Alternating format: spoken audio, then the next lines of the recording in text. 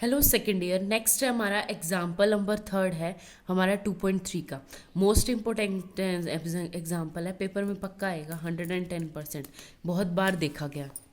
Even उसमें भी आता है, एमएससी एंट्रेंस में भी ये क्वेश्चन आता है।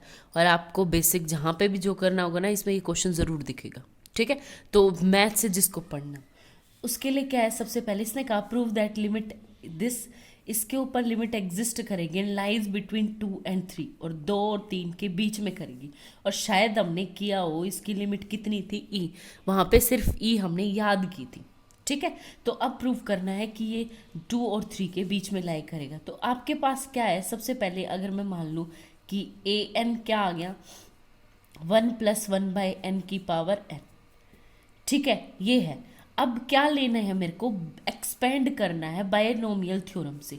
बायनोमियल थ्योरम क्या होती है मेरी, ए एन हो जाएगी 1+n इंटू 1/n आ जाएगा, x आता था 1/x plus n into n-1 upon में क्या आ जाएगा 2 factorial into 1/n² n² same plus n into n-1 n-2 upon में कितना आ जाएगा 3 फैक्टोरियल इंटू 1/n³। ठीक है, प्लस अप टू nth क्या हो जाएगी आपके पास term, n into n-1 n-2 up to कहाँ तक, n-1 तक, अपोन में n फैक्टोरियल अपोन में n⁴n। ठीक है, ये आ गया मेरे पास टर्म। अब आप लोग कैसे करोगे वो देखो, यहाँ से अगर मैं करूँ तो n से n कट गया, ये आ गया 2, तो an इक्वल टू 1+1। यहाँ से ध्यान से देखना n² है, तो ये एक n यहाँ से एक n यहाँ, तो आ जाएगा +1/2 फैक्टोरियल इंटू 1-1/n।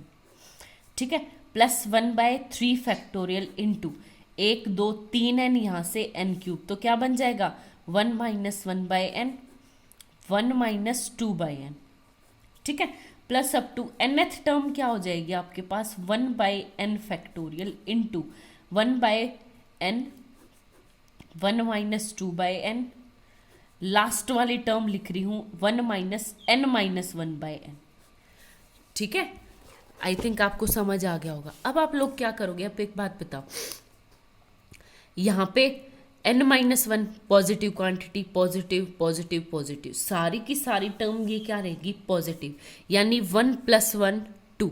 तो an जो है वो मेरा स्ट्रिक्टली ग्रेटर देन होगा 2 से। आगे बात समझ में, इस थ्योरम, इस बाइनोमियल एक्सपेंशन से बिल्कुल क्लियर है। माइनस आएगा नहीं, माइनस क्यों नहीं आएगा, 1/n, n कोई भी हम नेचुरल नंबर पुट करेंगे तो हमारे पास क्या होगा, वो n-1, यानी 1 में से सब्ट्रैक्ट करेंगे तो कोई ना कोई पॉजिटिव क्वांटिटी ही आएगी। आई थिंक आपको क्लियर हो गया होगा। ठीक है, तो ये हो गया मेरे पास दिस। अगर यहाँ पे 2 भी आता है तो देखो 2 से 2 कट जाएगा, और यहाँ पे 1 माइनस क्या 1 0, तो कोई नहीं कोई और क्वांटिटी भी है, तो कोई ना कोई आपके पास यहाँ पे क्या होगी, हमेशा पॉजिटिव क्वांटिटी ही रहेगी।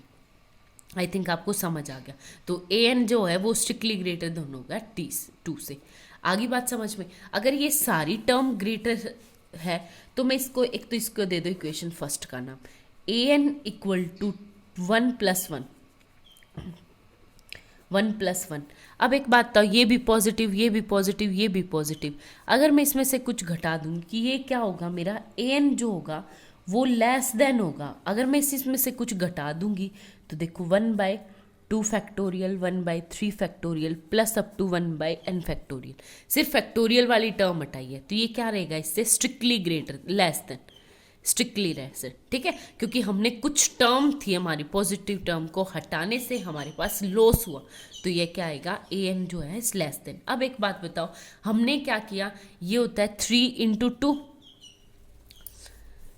× 2, तो इसको क्या करेंगे, नीचे वाली टर्म को अगर मैं घटाऊंगी तो ऊपर वाली टर्म क्या बढ़ेगी, तो ये आ जाएगी स्ट्रिक्टली ग्रेटर देन 1+1 + 1/2 + 1/2 की पावर 2, यहाँ पे 3 को 2 करूँगी तो कम करूँगी तो ये वाली टर्म बढ़ेगी, नीचे वाले को कम करूँगी तो सेम ऐसे ही 1/2 की पावर क्या आ जाएगा 3 प्लस अब 2 ये भी क्या आ जाएगा 2 की पावर n, यानी जो 3 4 5 6 7 8 थे उन सबको मैंने को छोटा, मुझे सिर्फ अप्रोक्सीमेटली वैल्यू चाहिए, मुझे एग्जैक्ट नहीं चाहिए, ठीक है। एग्जैक्ट तो मेरे पास है ई जो हमने याद की थी ई क्वेश्चंस में, तो ये क्या आ गया मेरा लेस देन इससे। अब एक बात बताओ, ये तो जीपी फॉर्म कर रहा है, जीपी फॉर्म कैसे कर रहा है, जीपी का फॉर्मूला बता दो फटाफट।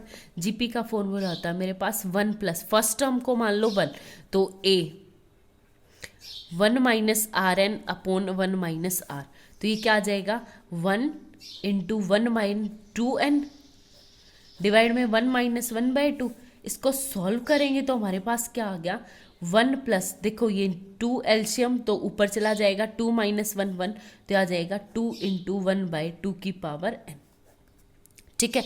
जब मेरा n tends to infinity infinity की तरफ जाएगा तो 2 की पावर इन्फिनिटी इन्फिनिटी और 1/इन्फिनिटी 0, तो ये क्या आ जाएगा मेरा स्ट्रिक्टली लेस देन हो जाएगा किससे 3 से, 2 और 1 3 से, ठीक है। तो 2 से मैं कर चुकी हूँ तो an क्या आ जाएगा strictly less than 2 3 and greater than 2, आगे होगी बात समझ में, ठीक है।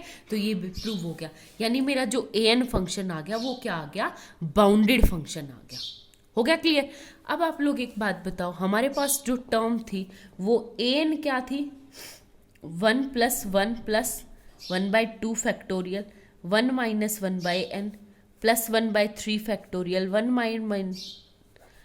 Minus 2/n plus up to nth term लिख दूँ direct 1/n factorial 1 minus 1/n 1 minus 2/n up to क्या हो जाएगी 1 माइनस n माइनस 1/n। कुछ नहीं, सिर्फ वो टर्म प्रूव कर दी। क्या प्रूव कर रहे हैं कि हमें एग्जिस्टेंस दिखानी है, एग्जिस्टेंस का मतलब है कि वो कन्वर्ज है या नहीं है, ठीक है, ये प्रूव करना है। अगर एग्जिस्ट कर जाता है तो इसका मतलब कन्वर्जेंट है, अगर एग्जिस्ट नहीं कर जाता इसका मतलब डाइवर्जेंट है।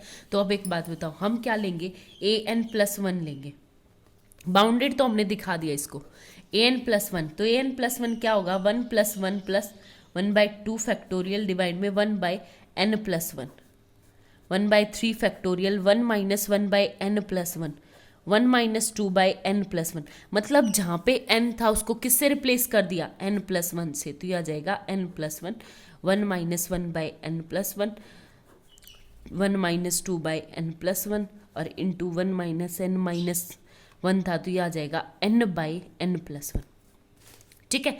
आगे बात समझ में, अगर आप लोग ध्यान से देखोगे तो देखो 1 1 1 1 1/2 फैक्टोरियल 1/3 फैक्टोरियल 1/nth फैक्टोरियल, ये लगभग सारी चीज़ें सेम है, बट चेंजमेंट कहाँ कहाँ है वो देखना।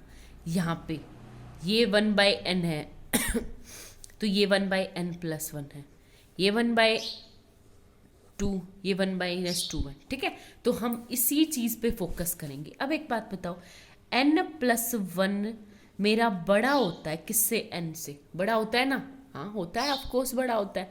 अगर मैं इसका उल्टा कर दूंगी 1/n+1 तो छोटा हो जाएगा 1/n से, हाँ छोटा हो जाएगा। अगर मैं दोनों तरफ माइनस लगा दूं तो -1/n+1 करूंगी तो फिर से वो बड़ा हो जाएगा -1/n, माइनस के बाद अपोजिट साइन आ जाता है ना, आगे बात समझ में।